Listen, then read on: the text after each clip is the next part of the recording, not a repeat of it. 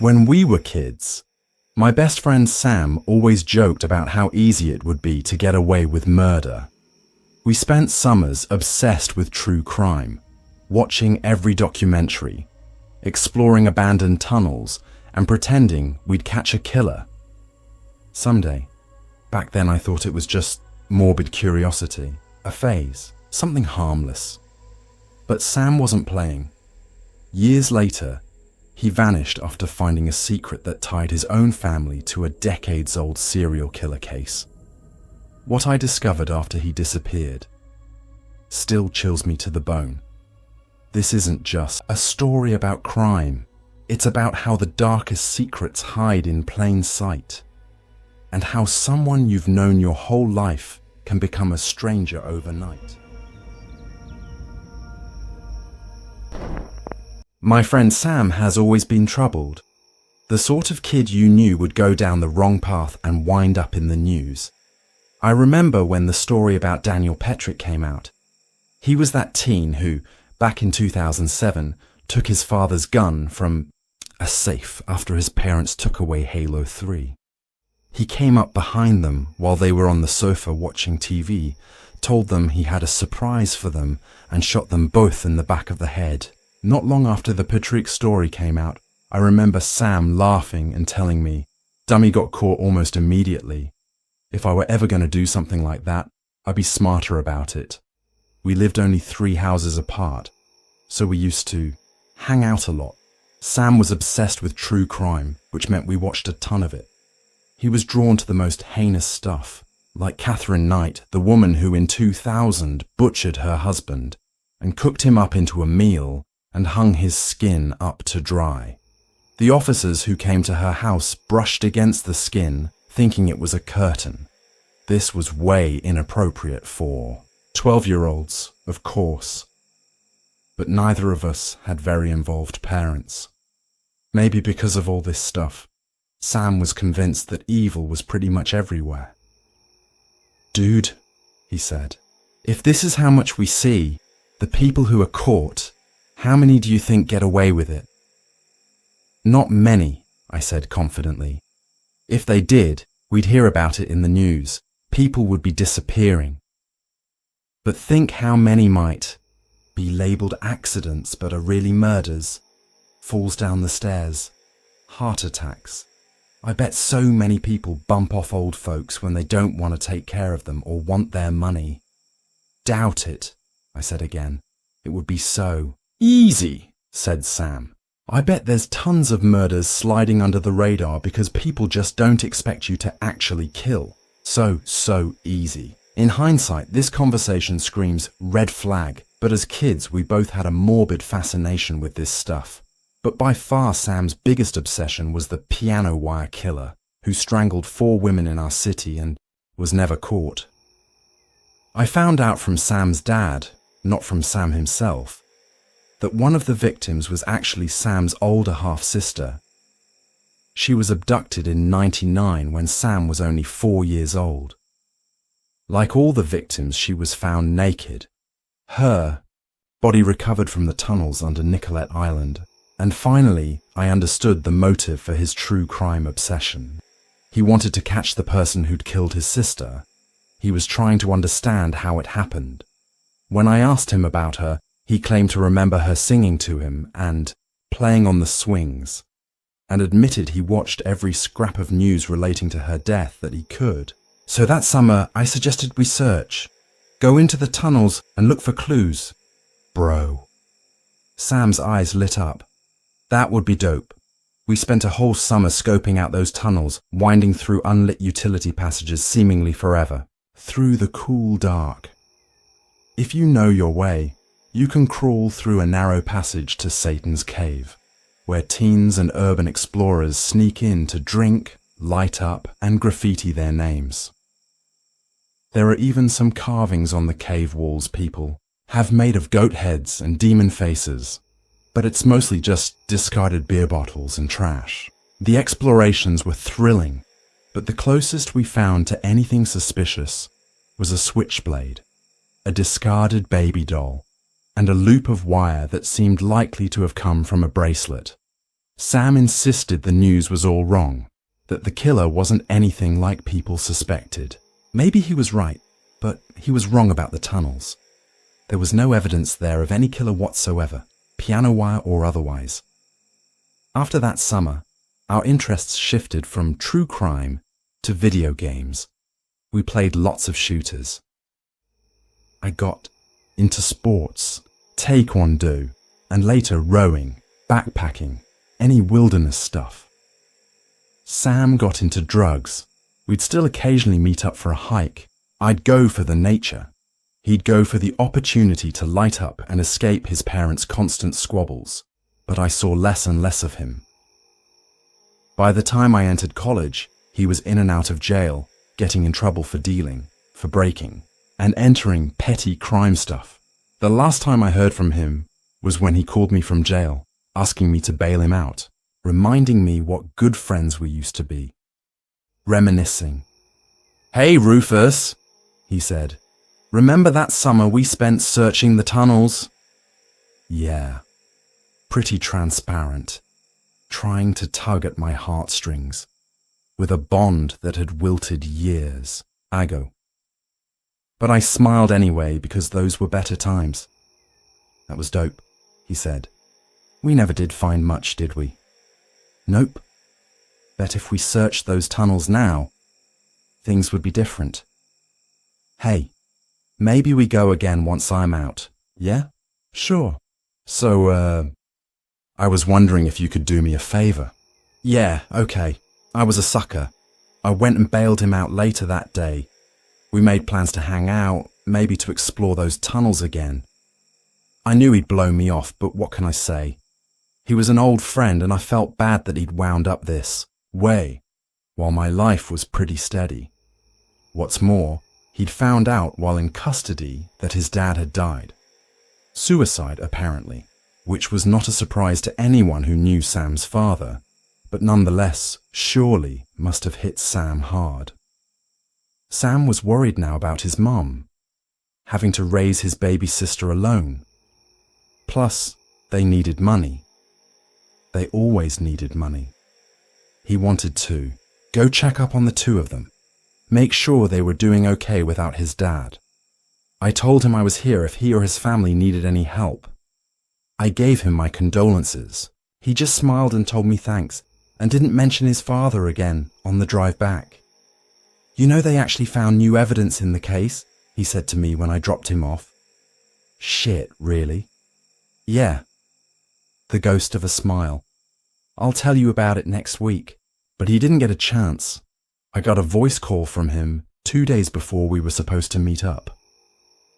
The call dropped before I could answer. When I tried calling him back, it rang a few times and stopped. My subsequent calls went straight to voicemail. Sam ghosting me was nothing new. But when our appointed meet-up passed and he still wasn't replying to me, I messaged his mum. She said he'd left ranting about the piano wire killer and the tunnels, but she thought it was just his usual talk. He was always spouting big ideas and conspiracy theories, never amounting to anything. She started to complain how she'd thrown her back out, and with him running off again, there was no one to help but Maisie, his little sister. The trash and laundry were too heavy for her to lift by herself. I told her I'd come by later, but now I was truly worried for Sam, called, messaged, even reported my concerns to police.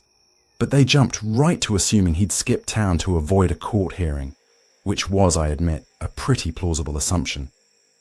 No trace of him anywhere, still no signal from his phone. He'd gotten out of jail, mentioned new evidence, arranged to meet me, and vanished. I decided to check the tunnels. The entrance we'd used as kids was smaller and more overgrown than I remembered. I climbed down the embankment through brush and dry leaves, out onto the concrete ledge, and then ducked into the cool darkness of the tunnel with its low ceiling and narrow walls, flicked on my flashlight. The faint odour of sewage wafted to my nostrils as I made my way forward, the only sound the echo of my boots treading on the concrete. After a while of running my hand along the cool brick, I paused and turned to glance. Behind me, the entrance had become a distant square of white light. Was this really a good idea? Well, obviously not. I might go stumbling into whatever had caused Sam to disappear. Besides which, I couldn't remember the directions to Satan's cave. And even if I did find my way in, what was I supposed to be looking for? Then I remembered Sam's hint in our last conversation.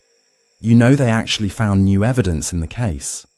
This had me tugging out my phone, searching the news, and I was stunned at the headline that came up. 25 years after brutal killings, piano wire killer confesses. Whoa. Sam had seriously downplayed this. It wasn't just new evidence. The killer was actually in custody and had confessed. So where the fuck was Sam then? Maybe the police were right about him skipping town, leaving his mother alone to look after his sister, me scrambling to find him, and no one to pick up the pieces from his shattered life. I sighed and headed over to help his mom take out the trash.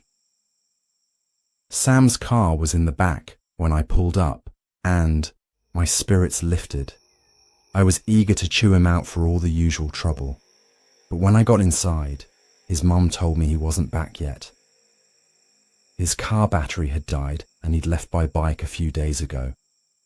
The house was a mess, filled with empty pizza, boxes, several full garbage bags, laundry piled up. Sam's mum, Eleanor, had thrown her back out, I remembered, and couldn't lift heavy things. So without Sam, she had no one to take out the trash or carry loads of laundry besides Maisie. And Maisie wasn't a very consistent helper, being only 11 years old. Is that Rufus? Maisie came bounding down as I was collecting the trash bags, her nose wrinkled. It smells like ass in here.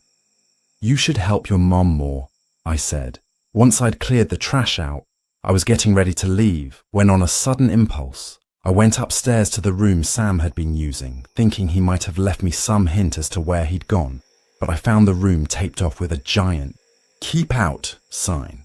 Maisie, bouncing up the stairs after me, told me no one was allowed in.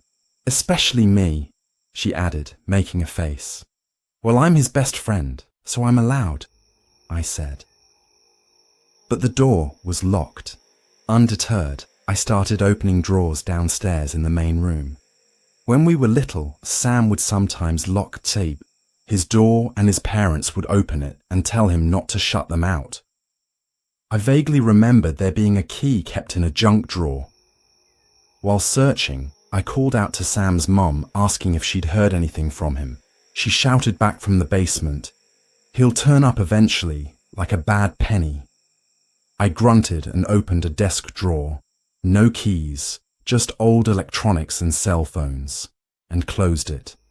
Then opened it again and blinked. Sam's cell phone. Recognized it from the day I bailed him out.